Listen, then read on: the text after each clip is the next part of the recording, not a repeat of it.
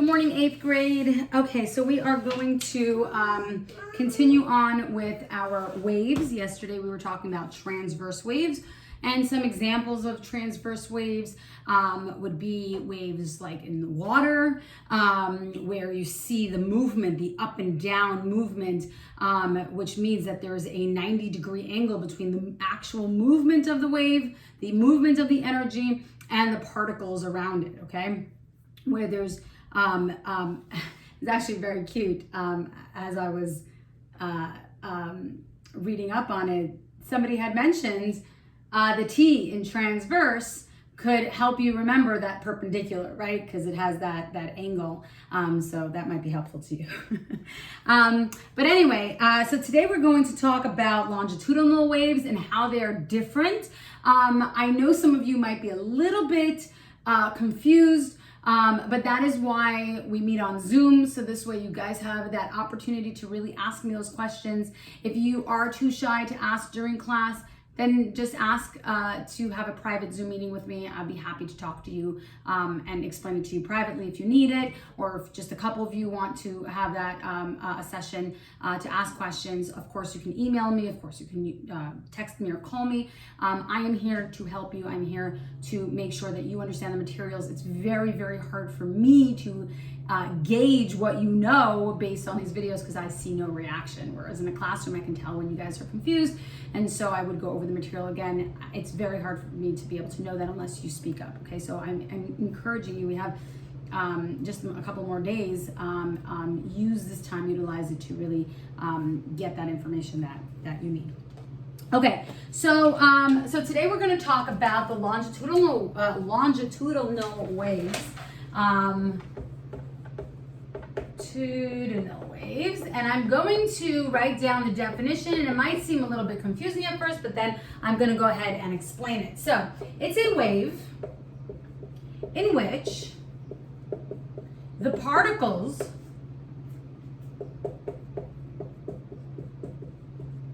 of the medium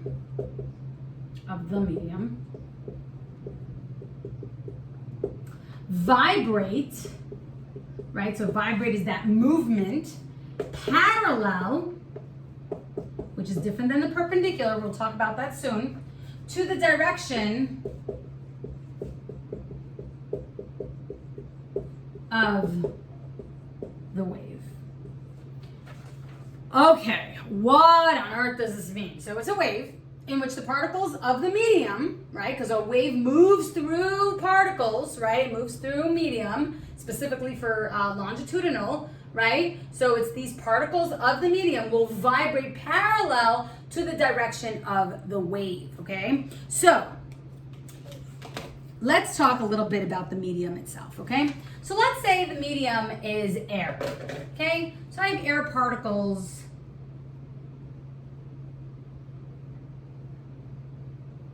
in this environment, okay?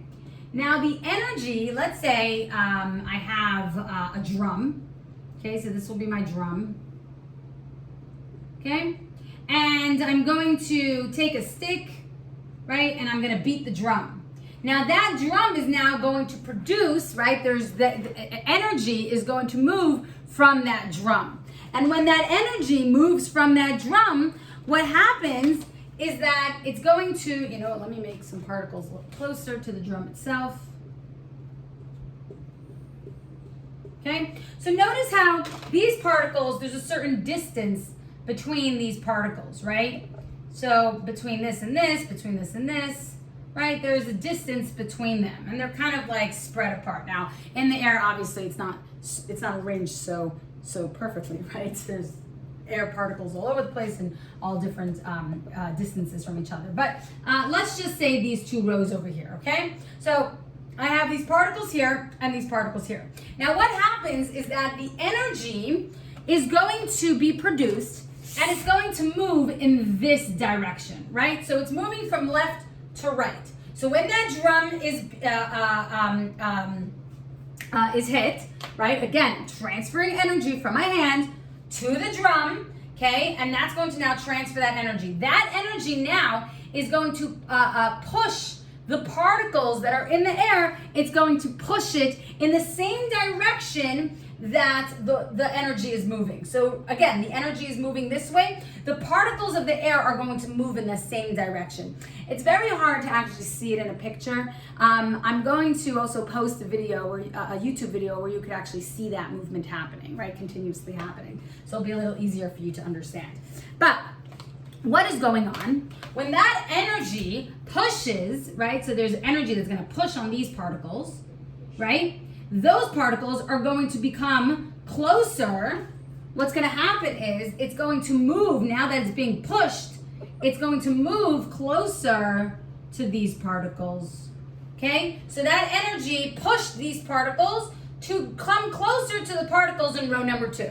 So this is row number 1, this is row number 2, 3, 4, 5, 6, 7. Notice how 1 and 2 are now, originally that was their distance, right? Originally, they were this far apart from each other. Now, they're closer to each other. The distance is going to be closer, okay? I'll just do that over here. So what happened is that these particles just moved closer to the other particles. And when that happens, these particles are going to transfer the energy to these particles over here. And what's going to happen is then these particles are going to then move closer to these particles over here. Okay?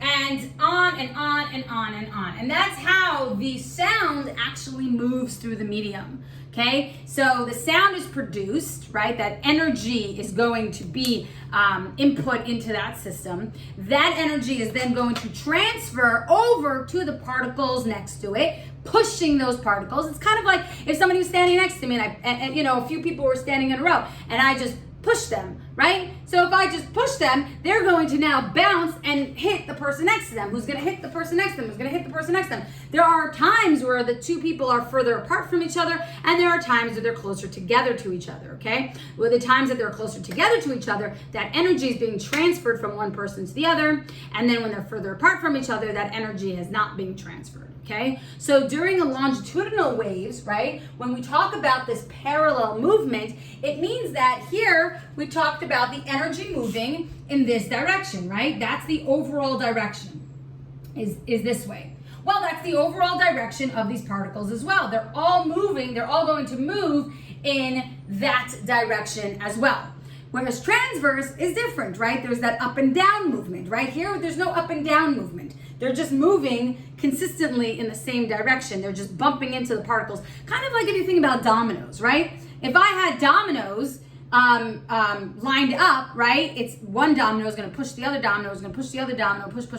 Now, the difference between dominoes is once they fall and they're on top of the other domino, they kind of stay there. Once they fall and they're on they're next to each other, right? Whereas in this case, right, once these row number 1 hits row number 2, row number 2 is going to move closer to row number 3, which is then going to move closer to row number 4, and so they're going to kind of come together and spread apart, come together, spread apart, come together, spread apart. So the distances are going to change as the energy is going to move throughout, okay? So hopefully that you understand that concept. Now, that concept has a name, okay? So what do we mean? So I'm just going to erase these arrows here so that we can have a little bit of a clearer picture. Okay, so here's our drum. The red arrows are indicating the energy movement. Okay, so I'm just gonna bring row number 2 back over here. Okay, so that you see that row number 1 and row number 2, just so that, you know, to kind of just stay consistent with the concept. Okay, so originally row number 1 was closer to the drum. The energy was emitted into the medium. The medium is the particles, the air particles, okay? So the energy was emitted, pushing those first rows of particles closer to row number 2, okay? Now what happened over here is that originally we said the distance was like this, and now the distance has gotten closer. So when that distance changes between the particles, it's called compression. Okay, so compression is when the particles of the medium are closer together. Okay, so when row number 1 is now close to row number 2, this compression has now occurred, okay? And that makes sense, right? What is compress? Compress means to bring close together, okay? So the compression, if you notice, compared to the other rows, right? Row number 1 and 2 are in compression. The distance between them has gotten shorter, okay? However, once this, row number 2 now, moves over, okay, now the energy has been input, okay, and now this is going, number 2 is going to move closer to row number 3, so let's move number 2 over here, right? Now what's going to happen is if you look at number 1 and where it used to be over here, now, let's get another marker so it's a little easier to see, now row number 1 and row number 2 are further apart now. Okay, so originally this was, let's do it all in different colors. Yeah, let's do purple. So this was the second. So the green one indicates the first distance between them. The purple one indicates when they were in compression. And then the third, the red indicates that they're no longer in compression because the second row has moved, okay? And so that is called rarefaction, okay? So, let's erase this part over here. So there's compression, and then there's rarefaction. And rarefaction is when the particles of the medium are further away.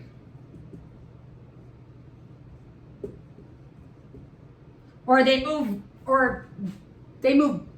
I guess when they move back to being further away from each other.